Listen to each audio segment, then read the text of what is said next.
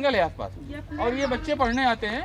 अगर ये 6-6, 8-8 साल के बच्चे हैं और ये जंगल में चले जाएं तो रिस्पॉन्सिबिलिटी आपसे पूछा जाएगा कि बच्चे, पूरी जिम्मेदारी है, ठीक है। और जो जिम्मेदार जो दूसरे बैठे हुए, जो शिक्षा विभाग में बैठे हुए और जो एनएक्सी में या जनपद मुख्यालयों में जो बैठे हुए हैं, एक्चुअल में जिनकी रिस्पॉन्सिबिलिटी बनती है उनके लिए ये है कि कोई बाउंड्री नहीं है। और अध्यापकों से पूछा जाएगा बच्चे का अगर कोई प्रॉब्लम आती है, अनफॉर्चुनेट मोमेंट कोई होता है, तो आप लोगों से पूछा जाएगा कि पूरी की पूरी आपकी जिम्मेदारी हो गई। और इसकी जिम्मेदारी जिनकी, उनका क्या है? क्यों भैया, आप इसी गांव के बासिंदे हैं, तो आप ये क्या बाउंड्री तो नरेगा के अंतर्गत होने लगी अब जब आए तो प्रधान के अंदर जरा फ्रेम बनाओ, इधर से बनाओ जरा भैया, इधर खड़े हो जाइए, यहाँ पे आइए, आप यहाँ पे आइए।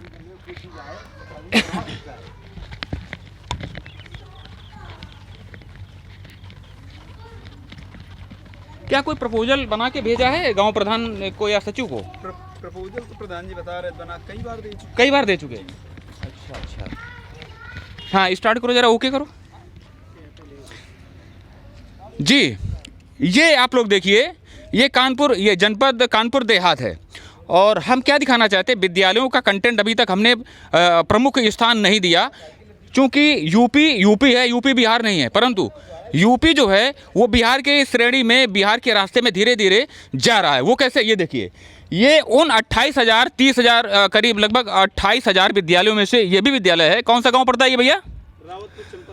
रावतपुर। ये देखिए, ये नेपथ्य में ये नाम लिखा हुआ है, रावतपुर चंपतपुर। ये कानपुर देहात का, और ये ब्लॉक जो है मैथा पड़ता है।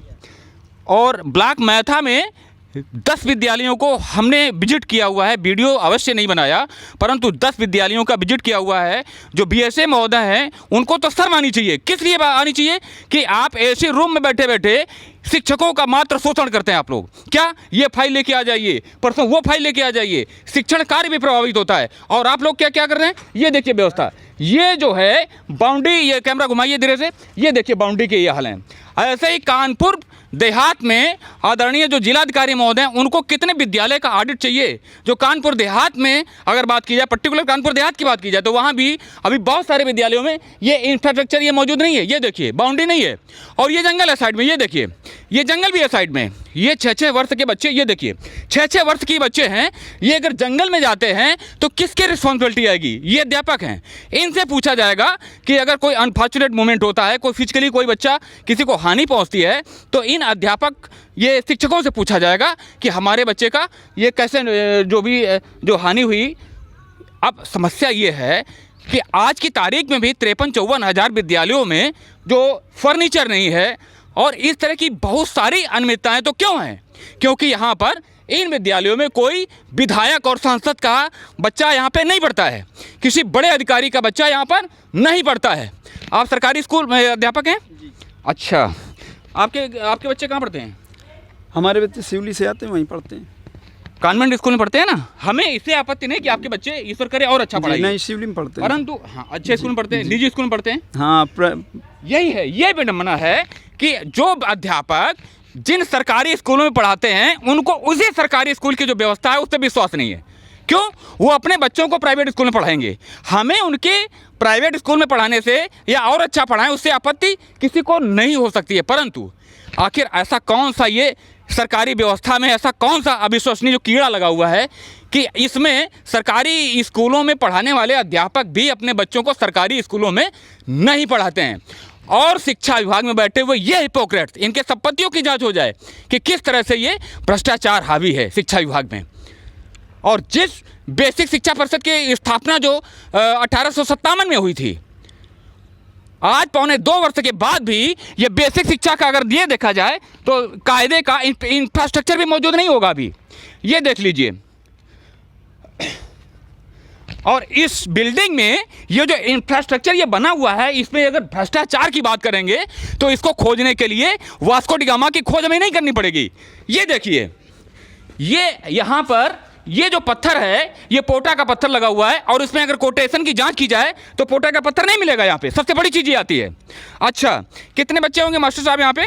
92। अच्छा, ये अध्यापकों, ये आपने ये इसका प्रपोजल कितनी बार भेजा होगा प्रधान जी को? प्रधान जी को तो कई बार, पिछली पंचवर्षीय से जो प्रधान थे उनके ज़माने से प्रपोजल जा रहा है। प्रपोजल जा रहे हैं जी। और होता क्या है फिर? स्वीकृत नहीं हुई जानकारी। कौन प्रधान जी यहाँ पे? संजय कुमार यादव हैं इस समय। वो क्या कहते हैं, क्या जब आपकी बाउंड्री के बारे में बात हुई तो क्या कह रहे थे? तो वो कह रहे थे बाउंड्री की लंबाई ज़्यादा है, इस वजह से पास नहीं हो रही है। बाउंड्री की लंबाई ज़्यादा है। ये देखिए, आप आपका शुभ नाम मास्टर? सुरेंद्र कुमार है। सुरेंद्र कुमार जी। और ये प्रधान जी कह रहे थे कि बाउंड्री की जो ये जो क्षेत्रफल जो परिक्षेत्र आ रहा है वो अधिक है, इस वजह से बाउंड्री बन नहीं पा रही है।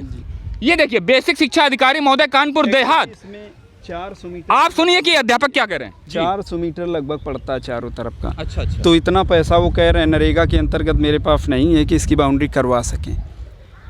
तो उन्होंने अपना प्रपोजल भेजा, लेकिन बाउंड्री मतलब बनी नहीं। अच्छा, पिछली बार से यही चल रहा है, बनी नहीं। कुल मिला के इसमें गोलमाल हो रहा है। ये हम नहीं कह सकते। एक अध्यापक के नाते तो आप समझ ही रहे हैं, आप कह नहीं सकते हैं क्योंकि आप सर्विस में हैं, कुछ बाउंडेशन है वो आप आपकी बात समझ रहे हैं, परंतु यहाँ भी गोलमाल जो है वो गोलमाल हो रहा है, यहाँ भी भ्रष्टाचार हो रहा है। आप ये देखिए, क्या आप लोकल के हैं भैया? नहीं जी, आइए आइए जरा, क्या नाम है आपका? अच्छा, गिरिराज जी, किस गाँव में रहते हैं आप?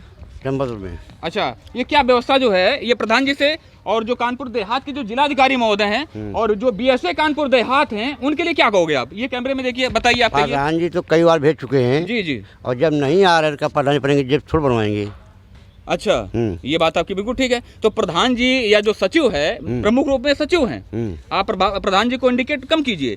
ये जो सचिव आते हैं उनका ये पहला ये कर्तव्य बन जाता है कि सारे प्रपोजल जो है वो उनको एक्टिव किया जाए, सक्रिय किया जाए और ब्लॉक स्तर पे जाके उन फाइलों को निस्तारित किया जाए पूरी तरह से। ये सचिव का काम होता है। रुकिए भैया, रुकिए एक सेकंड रुकिए।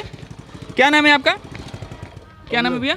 रघुनंदन। रघुनंदन भैया, ये व्यवस्था जो विद्यालयों की देख रही है, संतुष्ट हैं आप? गांव के वासी हैं, ये संतुष्ट हैं इससे कि बाउंड्री तक नहीं हुई अभी विद्यालय में?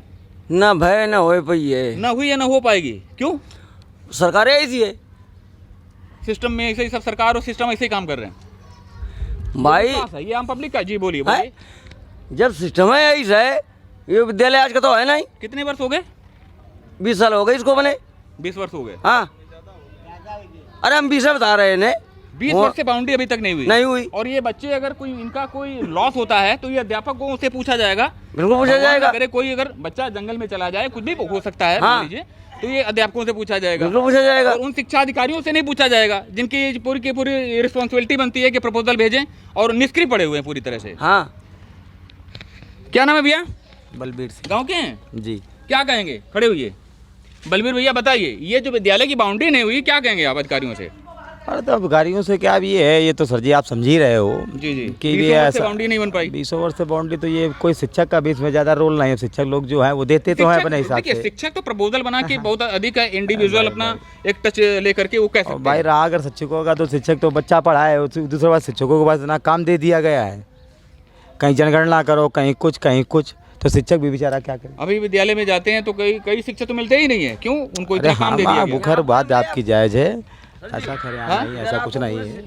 मिले क्या इधर मास्टर सबको आपको पूरे मिले? यहाँ पे कितने टीचर हैं भैया?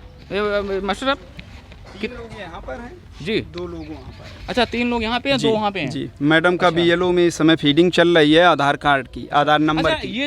ये जो विभिन्न जो योजनाएं होती हैं, जो ऑफिसों में बुलाया जाता है अध्यापकों को, जी, तो इनके लिए कोई ऐसा नोडल एक ऐसा प्रोसीजर होना चाहिए जो रन करने वाला होना चाहिए कि जो फाइलें हैं और जो मीटिंग का जो रिपोर्ट है, तो वो रिपोर्टिंग जो कोई ऐसा बंदा हो कि वो रिपोर्टिंग विद्यालय से संबंधित सूचनाएं तो शिक्षक, संकुल शिक्षक हैं, उनको देनी पड़ती, वो अपना दे आते हैं जा करके। अच्छा। हाँ, और बाद बाकी जैसे कहीं प्रशिक्षण लगा हुआ है तो उसमें टाइमिंग आती है कितने बजे से आपको जाना है, तो हम लोग उसमें जाते हैं। अच्छा। जी। तो विद्यालय की इंफ्रास्ट्रक्चर के बारे में जो व्यवस्थाएं होती हैं उनके बारे में अधिकारी बात नहीं करते हैं क्या कभी? नहीं, उनके बारे में जब सूचनाएं मांगी जाती हैं कि क्या कमी है तो वो दी जाती है। अच्छा जी।